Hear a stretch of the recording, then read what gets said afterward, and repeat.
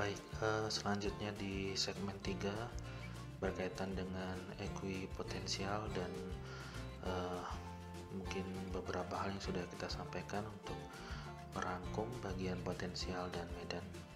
Kita lanjutkan di modul A ini. Untuk ekuipotensial surface atau permukaan ekuipotensial adalah permukaan di mana nilai potensialnya tetap atau konstan. Jadi ditunjukkan kalau dalam bentuk 3 dimensi ini berarti bentuk permukaan. Jika S topi adalah vektor satuan yang bersinggungan dengan permukaan ekuipotensial medan F, maka S topi dot product dengan vektor F atau medan F sama dengan dou P per dou S pada setiap titik.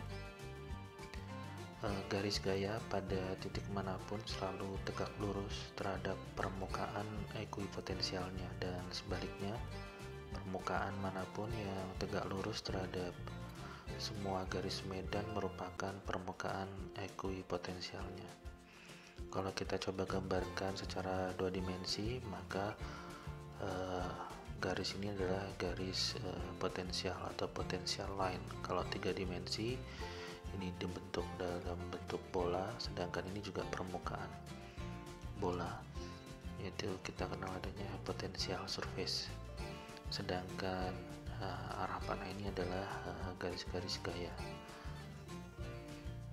Oleh karena itu, tidak ada kerja yang dilakukan dalam menggerakkan partikel uji di sepanjang permukaan ekuipotensial. Jadi sepanjang permukaan ekuipotensial ini, ketika kita menggerakkan partikel uji, tes partikel, nah ini tidak ada gaya karena di sini ekuipotensial.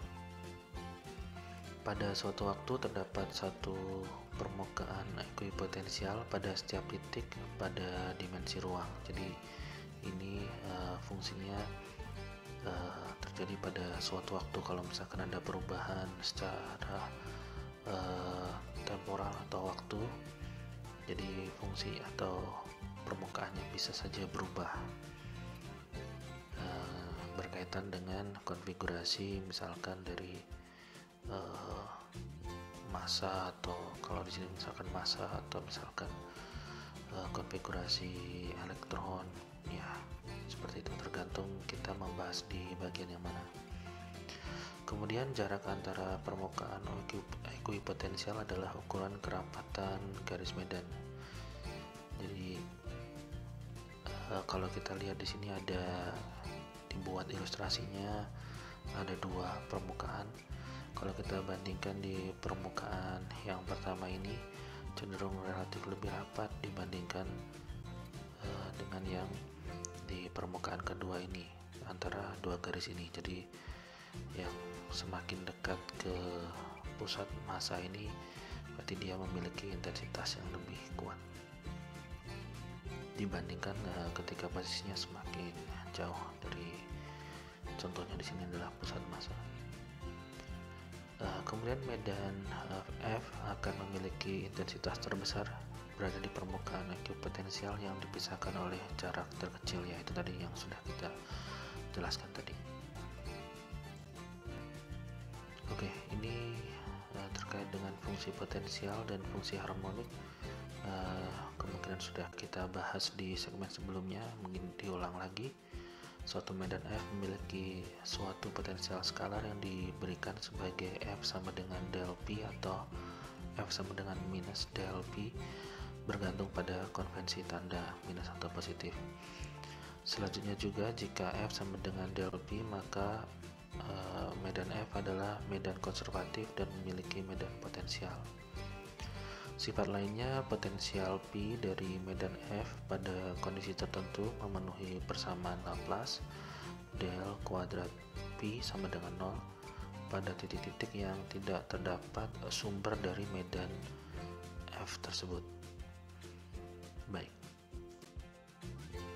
Kemudian ini adalah secara sekilas konsekuensi dari adanya potensial.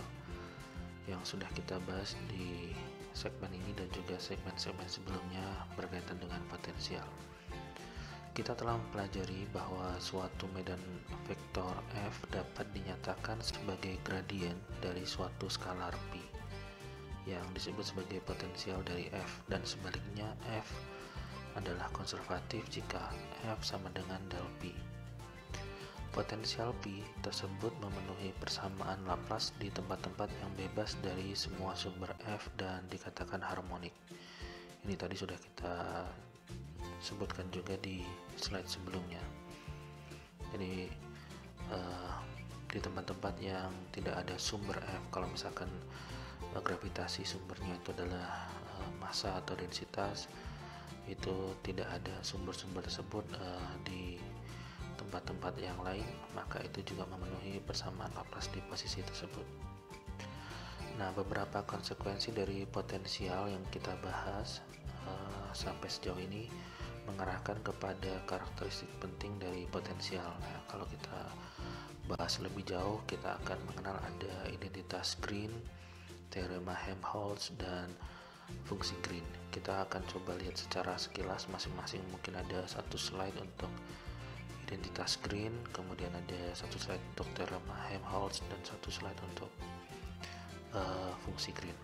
Ya, kita lihat secara sekilas. Untuk identitas Green di sini ada tiga. Identitas yang pertama, yang kedua, dan yang ketiga. Secara sekilas saya tunjukkan saja persamaannya. Ini berkaitan dengan teorema Stokes yang mungkin juga sudah dipelajari sebelumnya. Kemudian ini berkaitan dengan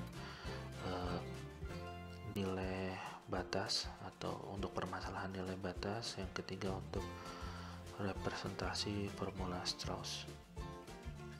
Oke, ya kita lanjut. Sedangkan untuk teorema Helmholtz, mungkin kita bisa baca sekilas di sini. Duff dan Naylor pada tahun 1966 menyatakan bahwa setiap medan vektor f yang kontinu dan nol pada tak terhingga dapat dinyatakan sebagai gradien dari suatu skalar dan curl dari suatu vektor, yaitu di sini misalkan medan vektor f memenuhi ini tadi sama dengan del p. P di sini adalah potensial skalar ditambah del cross product A, di mana del P dan del cross A adalah saling tegak lurus dalam bentuk integral. Kuantitas P adalah potensial skalar dari F dan A adalah potensial vektor.